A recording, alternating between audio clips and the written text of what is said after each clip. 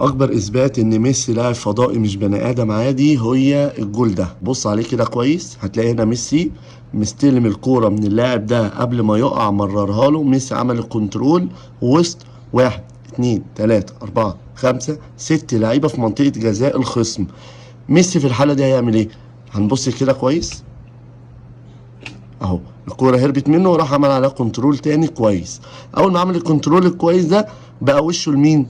للعيبه دي. فالمفروض الطبيعي انه يمرر للاعب من اللعيبه دي. حتى بص كده اهو، اللاعب ده بيقول له هات الكوره، مديله ايديه هات الكوره، هيلعبها له وده يصوب ويجيب جول. اي لاعب في العالم هيعمل كده، احسن لاعب في العالم هيمرر للاعب ده. بس ميسي عشان هو لاعب فضائي واحسن من احسن لاعب في العالم هيعمل التمريره دي. تعالوا كده نبص. يا نهار ابيض، ايه التمريره دي؟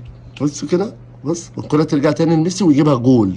نشوف تاني اهو، ميسي اهو في الوضعية دي اهو، يلعب للاعب ده ولا يلعب لمين؟ بصوا لاعب عنده 38 سنة يا جماعة ولا 37 سنة، ده ميسي يا جماعة. ده لاعب فضائي مش لاعب عادي. ده باص بني ادمين ولا باص فضائيين؟